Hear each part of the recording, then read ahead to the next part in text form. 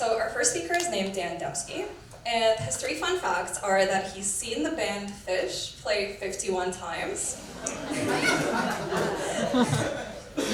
He only likes sports teams when they're winning.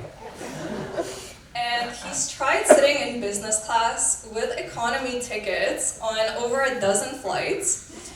And he's been unsuccessful every time except for once. And it was a great flight. It's way better up there. That's pretty ballsy. Dan, come on up here and share your fuck up.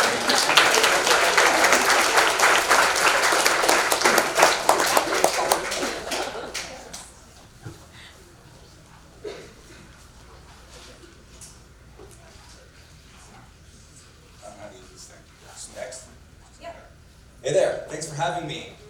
My name's Dan Demsky. I'm the co-founder of Unbound Merino. We make merino wool apparel positioned to travelers to help them travel lighter and experience more. But I'm not here to talk about Unbound Merino. I'm here to talk about my first business, BizMedia, which I started in 2008.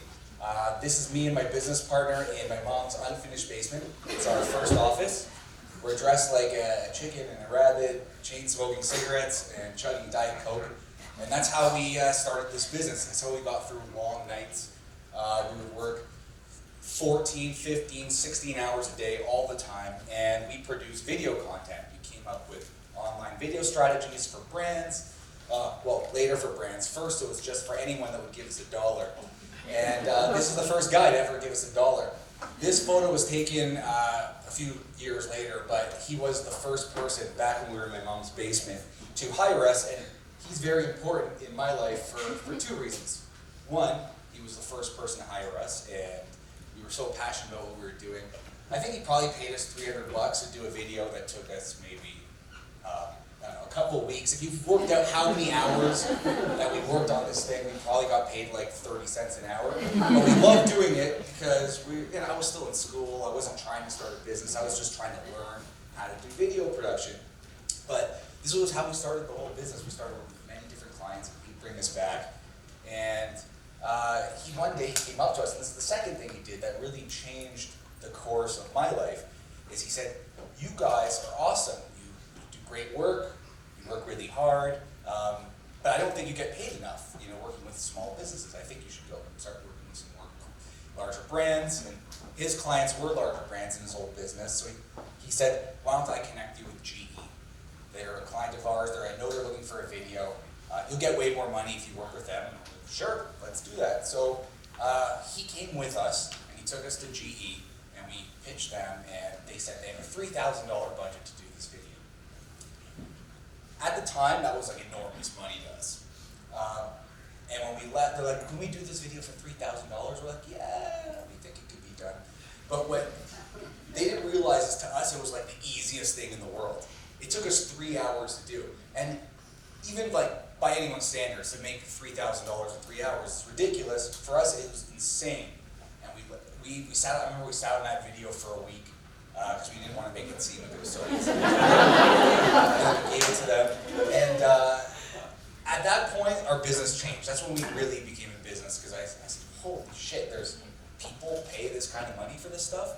We got to find more of this." So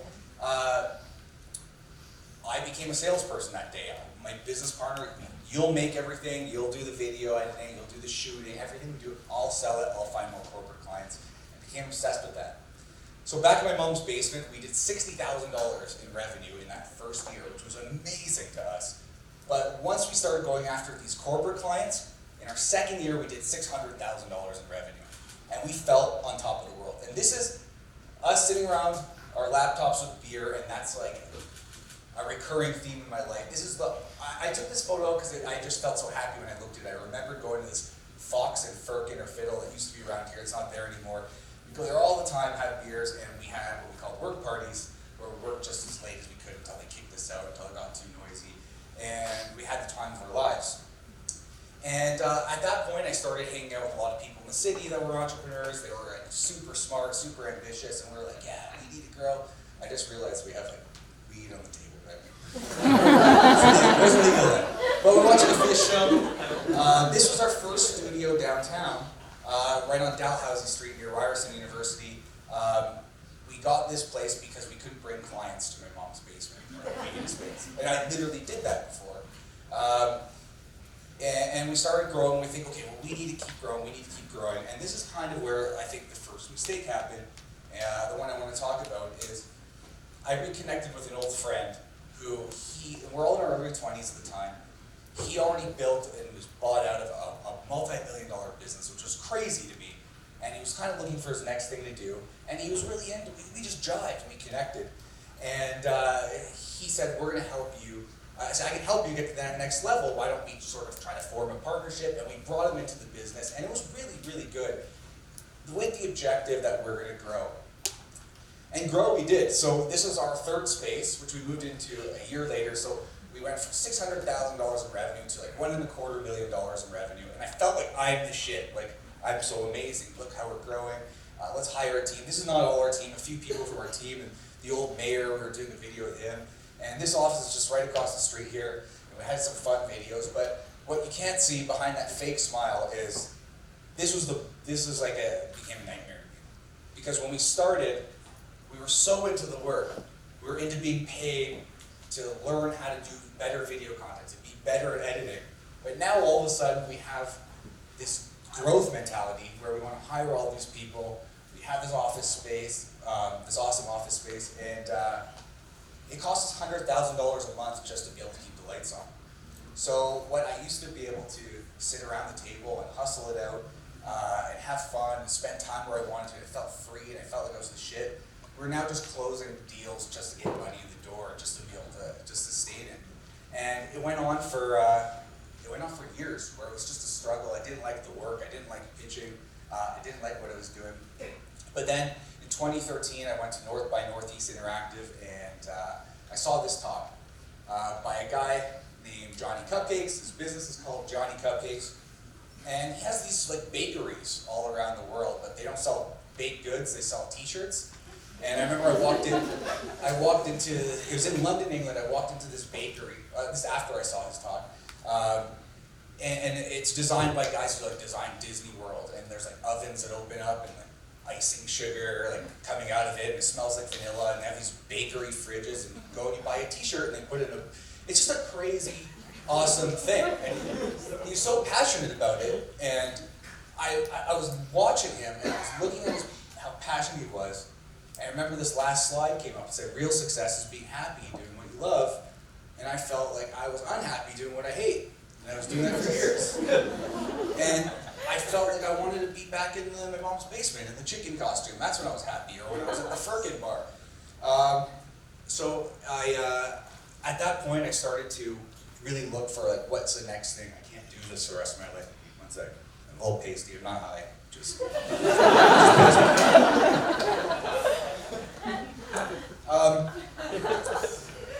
And I'm not going to tell you the whole story about how we came to Unbound Merino. I wouldn't be able to do that even within 10 minutes, but we just had the idea, but I didn't have the money to do it. I didn't have the time. So I went to these are my best friends, so I worked with BizMedia. I said, we need to do a crowdfunding campaign. He just had 2 little ones, so we had to do this on Friday nights. Every Friday night, we're going to meet. We'll work until as late as we can, and usually be 2 or 3 a.m., and we only did it on Fridays. And we came up with this idea for Unbound Merino. We sourced manufacturers, we built prototypes, we built our campaign, and that went from like a year to a year and a half until we launched our campaign. Sitting around the laptops, drinking booze like we always do, having the time of our life. This was where I started to have fun again. And then on September of 2016, we got our thing funded. We made $374,000 to start the business, and ever since then, I feel like I really got back to the place where I wanted to be. And while I ignored my core values in the past, where I started to get into a place where I'm just growing for the sake of growing, I went back to doing this the way I wanted to do it. I wanted to work the way I wanted to work. I didn't want to be shackled by my work. I wanted to be free to explore the things I wanted to work on, and to be lean, and not be obsessed with growth and put myself into a trap. So this is us moving into our first office space for Unbound Merino. As soon as that campaign was successful, I left my other business. I just gave it to my business partner. And I'm way happier looking at this. When I see this storage locker, this is at Bathurst in Adelaide, I think, this place is awesome. This is me. because it's the right thing. I don't work in there all the time. We just ship from there, but I felt like I'm free within my business. I'm doing what I love. And we did $1 million in sales in our first year. We did $2 million in our second year, which just ended, and I think we're going to double it again this year. And we're living the way we want. So same as always, we're huddled around our laptops. We have booze. This time we're in Shanghai. We do a lot of our manufacturing near here. And I think for the first time in years, I truly feel happy doing what I love again. And the big lesson in life is to always know what you're in it for, always know what your core values are, and you just never sway from them. So that's it. So thank you so much.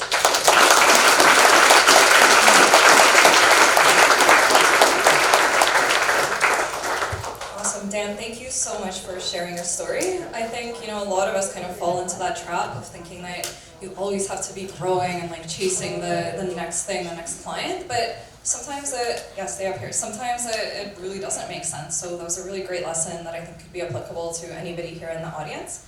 So now we're gonna open it up to Q&A. And as you guys ask these questions, try to keep the question itself brief so that we can get through as many as possible. And we're gonna have a couple of mic runners just going around, so raise your hand if you have a question. Thank you.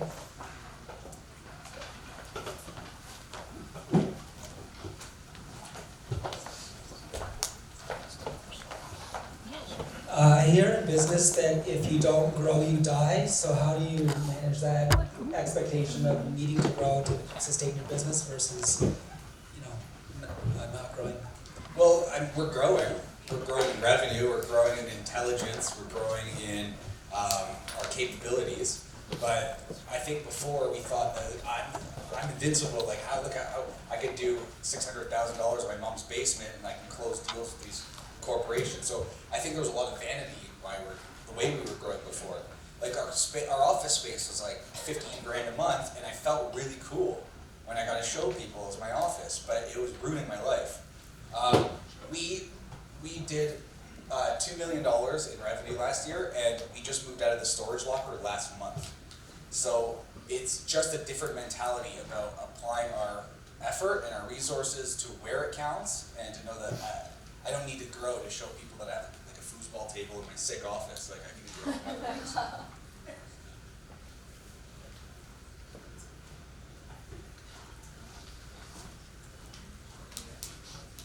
That was a really good talk, thank you, and congrats on Marino. I have a kind of unrelated question, but very curious how you finally got to business class.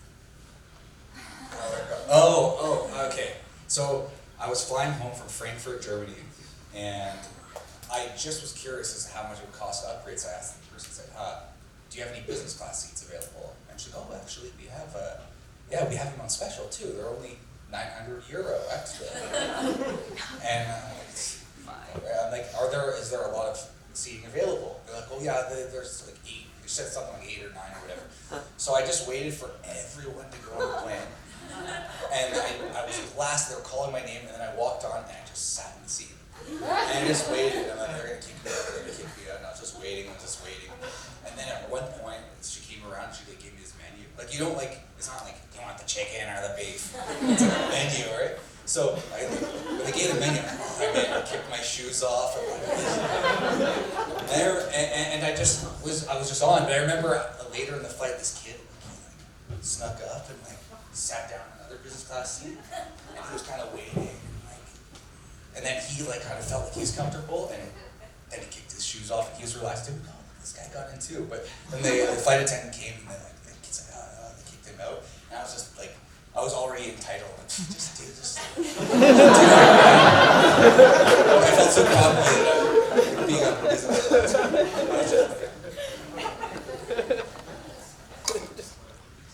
Where is BizMedia today, and are you still in contact with your partners from there? So my business partner and lifelong best friend, I just had lunch with him yesterday. I talk to him all the time.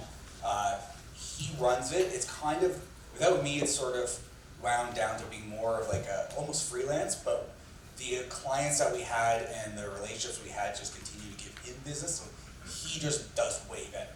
Like, he's balling now. Like, with me, I was just sucking. We had the office and they had to pay me. It was actually holding him back. So it's just like we're just both in such a better place right now, but we have best friends still.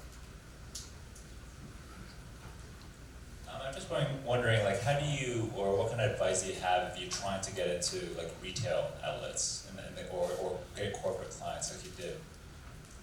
We don't have any, like, we don't put anything in retail. We do all e-commerce. I don't know. I wish I did. So. We're looking to do one retail location in Toronto only because we get a lot of emails. Can I come and try it on? And we don't want to bring people to like our warehouse. And, like, we don't, for obvious reasons. It's now a little nicer, we have a little space, but it's still like a warehouse for shipping. So we want to have a store because you can go buy it here, but I don't plan on doing any. Another reason that we wanted to create this business, a product business, is because I hate clients. I hated all my clients at BizMedia, and I wanted customers because they're still assholes. But when they're assholes, I could say, "Hey, I'm sorry you're so pissed off, but here's a full refund and keep the clothing." It's so easy. It's like, $100 or whatever. But if I did that at BizMedia, I'd be like living in a dumpster.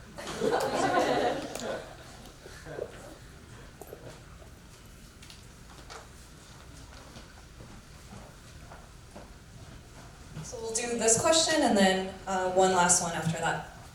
Hi, Hi. thanks for doing this. Thank you. So you had said that your core values, it's important to know your core values. How did you go about discovering or solidifying your core values for you? We were constantly refining them, and we try to focus on what's already there. It's not like we're not aspiring to live to our core values. Who are we really? So one of them is work party. You see, we're always sitting around laptops, having fun, having beer. It's to let's work and roll up our sleeves, but let's have fun with it. Let's make it fun. So we'll go off to other cities. We'll have like a quarterly strategy meeting, but we'll go and we'll do it in other cities. So we can work all day, but experience a city at night and have some fun. So it's just live the brand. Unbound is actually about being unbound. So we don't have an office. Like, we have our little warehouse, but we don't have an office. It's the things we value and we've always valued. It's trying to find those and to make sure that we can codify them, articulate them. So if we ever do hire people, we can make sure that they fit in the mold. The big mistake I made with bringing my friend from grade school, that third partner, on is he was all about growth. And he's a very smart guy, but we're so different in our core values that I was taken on a ride with him to a place that I didn't like being. And so that's what we tried. I think we have one more, you said? Right here. Kind of segues into my question. Starting a business with your friend or friends, did that cause any issues? And if so, how did you resolve them or work around them? People say that business and friendship don't mix. I just don't agree. I'm no longer in business with one of my best friends, but my two business partners, my other two best friends, and I have no problem having hard conversations with them. We hold each other accountable. There's nothing personal. I just can't imagine why it would be bad to work with your best friends. It's like exciting. Every day I get to hang out with the people who I've had like 20 plus years history. So from my experience, I think working with your best friends and friends is an absolutely great idea, even though I commonly hear it's a bad idea. All right, thank you so much for having me.